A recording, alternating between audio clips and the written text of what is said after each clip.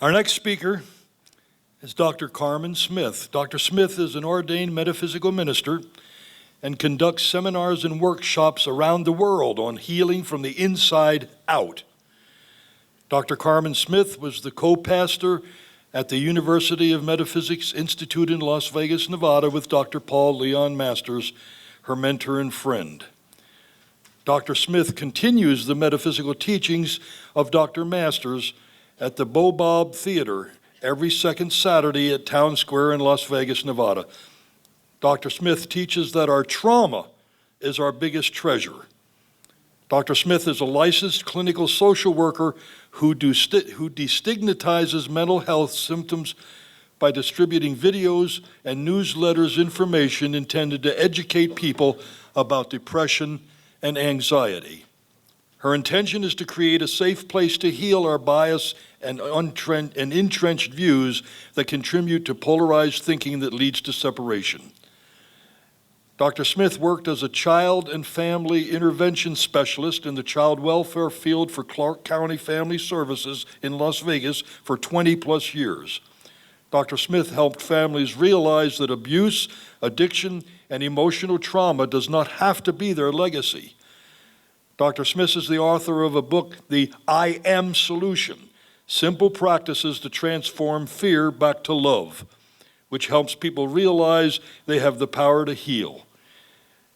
She is a guest lecturer at the University of Nevada, helping professionals how to activate their healing power. Dr. Karmen Smith is a practicing cross-cultural shaman and emphatic healer who understands that this is our time. It is our time to shine, our time to put everything we are into practice. It is time to be the one. Join me in welcoming Dr. Karmen Smith.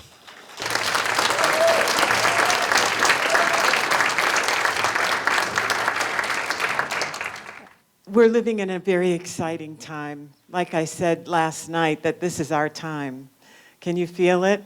I mean, I've been talking about being the light for so many years, and it just came off as gibberish, but I think that people are listening now.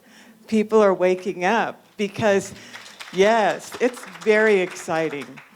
And the reason that you know that it's exciting is because if you've ever been through trauma, if you've ever been through stuff and been on the other side of it, then you know that there's another side. You know that we can get there because you've gotten there. Have you ever been through a divorce? I have. A horrible one, okay? And I came out on the other side. I had a time when my son didn't talk to me for 2 years. Now we live together, we're best friends. I came out on the other side of that. If you've ever had cancer or any type of disease or anything where your body wasn't functioning well and then all of a sudden it started working correctly, you've been on the other side of that. So this is a very exciting time because our world needs us, because we know what's on the other side. The other side is love, is oneness, right? I know I'm preaching to the choir, but I'm doing a video here, so this is for people that don't know what you know, okay? You guys are like, yeah, we know that. I know, isn't that exciting? We've got to give people this vibration of excitement. So if you don't have it, you can take some from me because I have it in abundance, okay? So Einstein said, we can't solve the problems with the same thinking we used when we created them. We know that. So when I had victim mentality, where everybody was against me, remember I talked about that last night? That was a lower vibration. I couldn't change anything, but I could suffer more. And I did that for a while. And then you start to change your vibration, and you start to come up higher. You see the joy in things. So I'm trying to free people's mind by getting them out of the victim mentality. This is from The Matrix, one of my favorite movies. This is Morpheus. Morpheus means change. We talked about how change can be a wonderful thing. On the other side of change is God's grace. But I can only show you the door. You're the one that has to walk through it. So Dr. Masters for me and many spiritual teachers like Marianne Williamson, Michael Beckwith, all of these wonderful teachers, they can show you the door, but you're the one that has to walk through it. Now let me tell you about that because For years, I would hear these spiritual teachers and I'd be like, oh, they're so great, and oh, that's so wonderful. And I may be able to quote a couple of them, but I never became what they were talking about. Ooh, that's deep. I never became what they were talking about. I was just seeing the surface of it.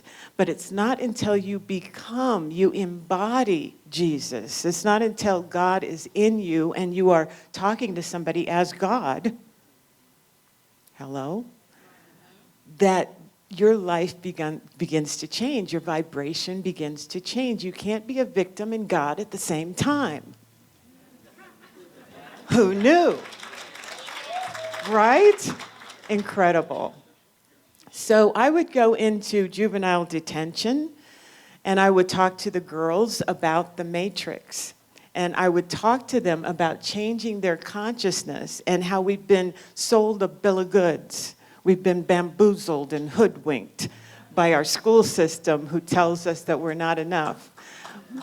By all kinds of things, bad parenting that's not awakened, that teaches us basically what they think they are. And if they're not functioning at a higher consciousness, they're going to pass that on. So it's generational, low vibration and victimization.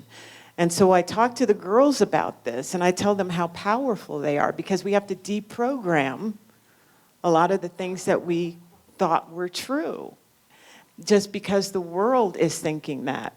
So sooner or later, you're going to realize, just like I did, that there's a difference between knowing the path and walking the path. And when you start walking the path, your vibration changes. And not only does your vibration change, those that are around you can feel it, that there's something different. Oh, it's spooky, isn't it? It's spooky stuff. It's good stuff, though. So the gift of mental power comes from God, divine being. And if we concentrate our minds on that truth, we become in tune with the great power. That was Nikola Tesla said that. And you wonder why they don't teach Nikola Tesla in schools. Well, right? He was powerful. He had the secrets. If you want to find the secrets of the universe, think in terms of energy, frequency, and vibration. So if you're vibrating with everybody else that you know you need to come up higher, right? Because not everybody is vibrating like this. And fear is what keeps us in a lower frequency. So I had fear, a lot of fear, but I didn't know that.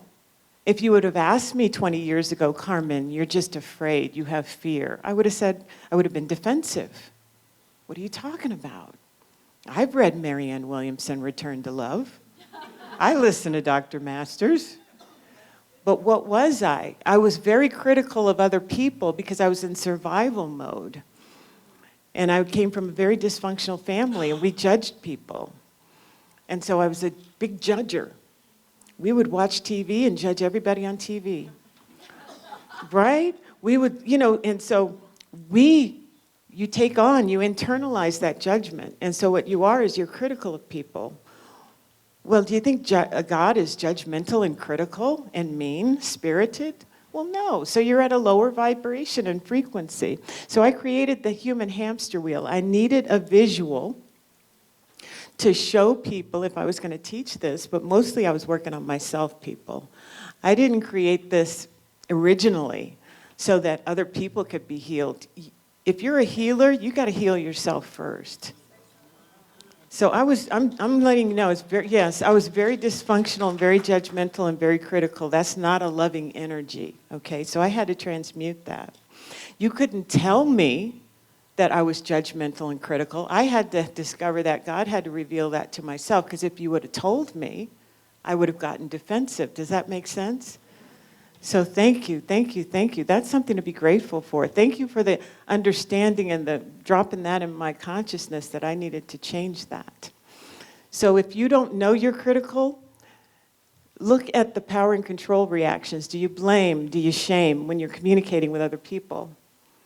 When something happens, do you look outside of yourself and blame other people? Because if you do, you'll never work on yourself. It's somebody else's fault. They need to change.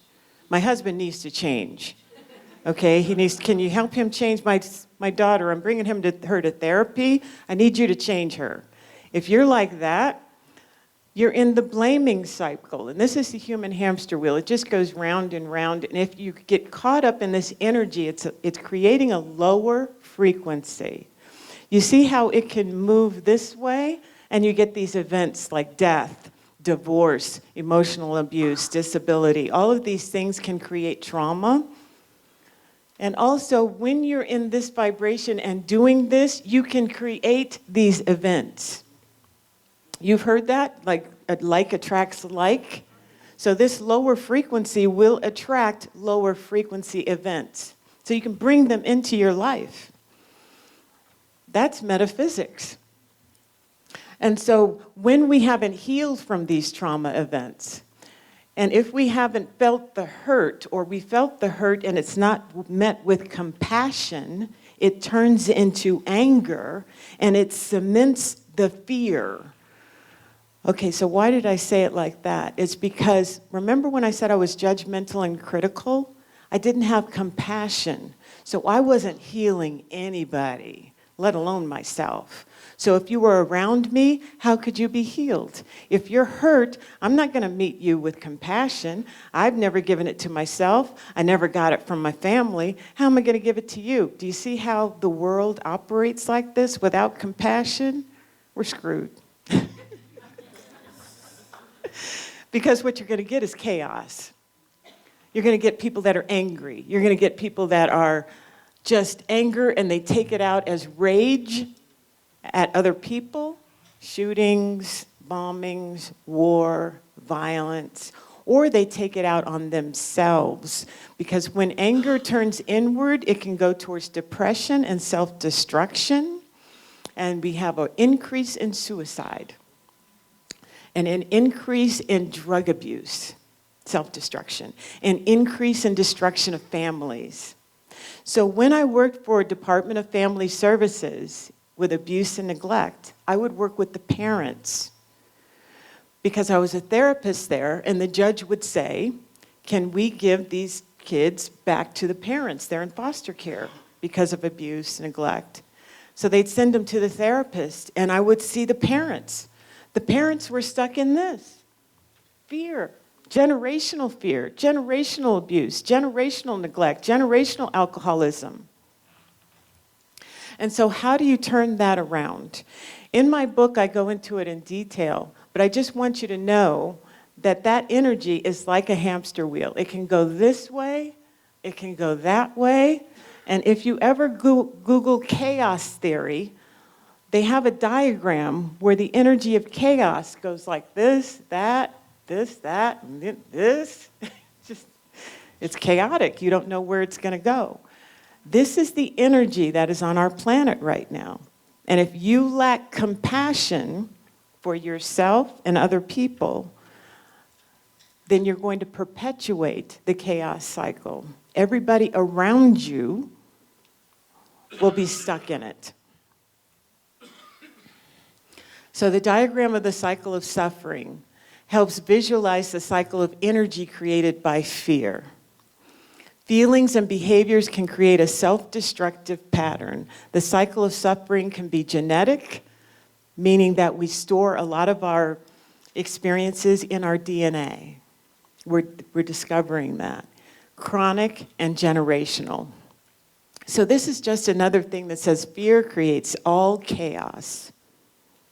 So when you're listening to the news and there is something about Muslims, Mexicans, black men, it is trying to create fear of the other.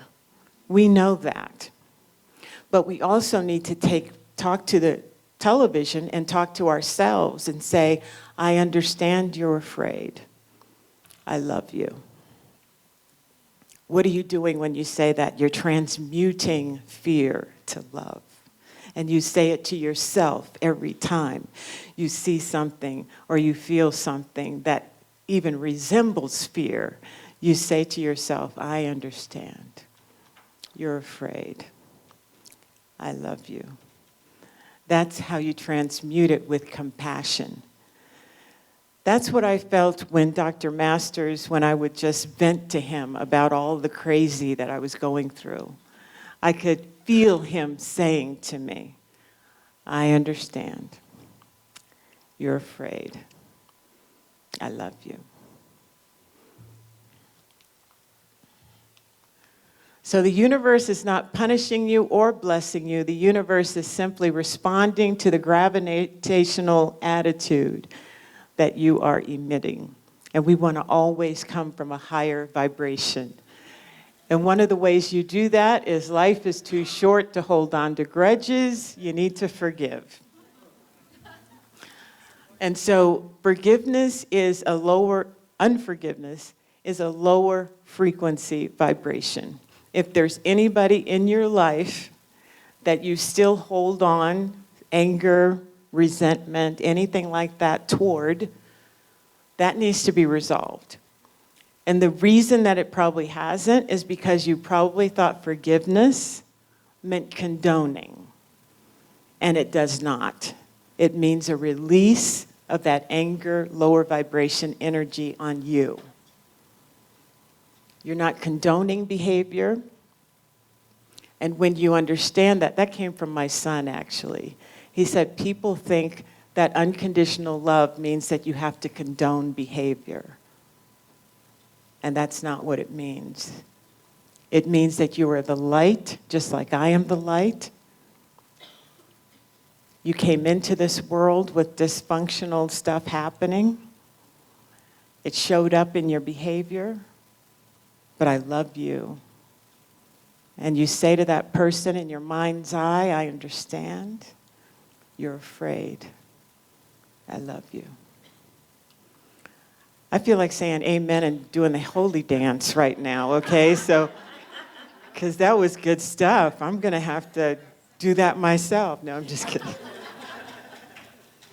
This is an example of, oh my gosh, forgiveness, or oh my God, forgiveness. This was Charlotte, when the Caucasian man went in the prayer meeting and killed all the people that were in that meeting, and all the family. Okay, let me say that again. All the family at the court hearing said, I forgive you. What they were basically saying is, I understand. You're afraid. I love you. Can you do that? Because when you can do that, oh, you step into some power, people. You begin vibrating at a higher energy because you just left that anger, and you can change the world with that higher frequency. So this is just before I run out of time, this is just a way of transmuting that energy.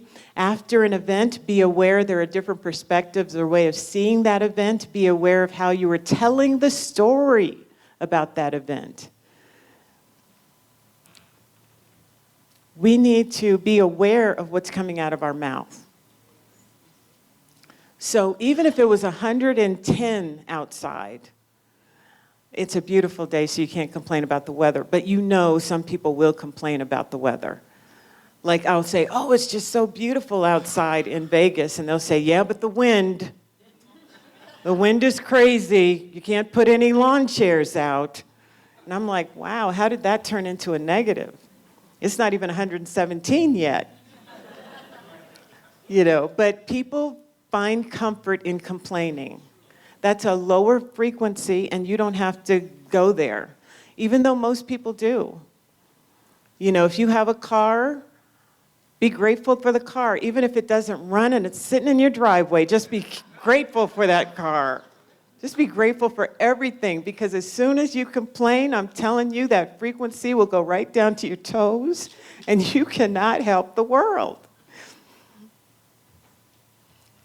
So this is what I practice all the time. This is very simple. This does not have to be complicated. This is the 5-pointed star. You can remember it because it's part of your appendage, right? Love is the most important thing. And I'm not talking about, oh, I love you. I'm talking about, I love you no matter what. I love you regardless of your behavior. What did she say? Yes. I said, I love you regardless of your behavior. Were we taught that? No, we were taught, oh, you're going to act like that? Oh, well, I don't want to be around you.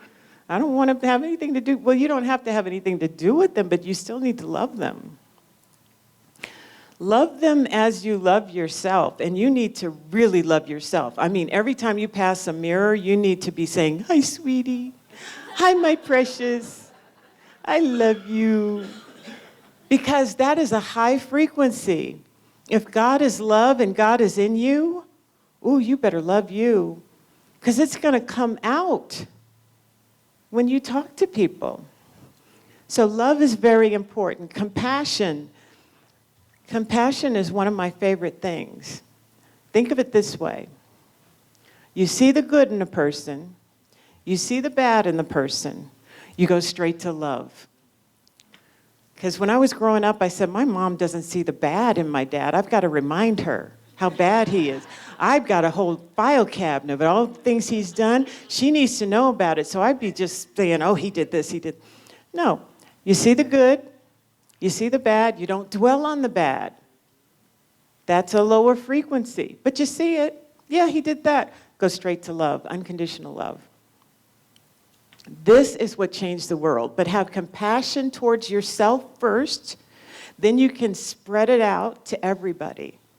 So you see the good in you, you see what you're working on, no shame, no guilt, don't attach anything to it. Go straight to love. So you got that dance? Okay, I see the good, I see the bad, love. Okay, so I want you to do that. That's how you're going to remember, right? Yes. Acceptance, accept that you are powerful beyond measure. Accept it. Just go ahead and accept it. Just go ahead. Yeah, you just are. And when you see it in yourself, you can see it in other people. Okay, and then trust. Trust that the universe has your back. Trust that this place is rigged in your favor. It is rigged. And I'm from Las Vegas. If somebody tells you that a machine is rigged, you're going to sit there, right? Okay, you just sit there in life just knowing that it's rigged in your favor, and that is the truth. And I'm out of time, and I love you so much.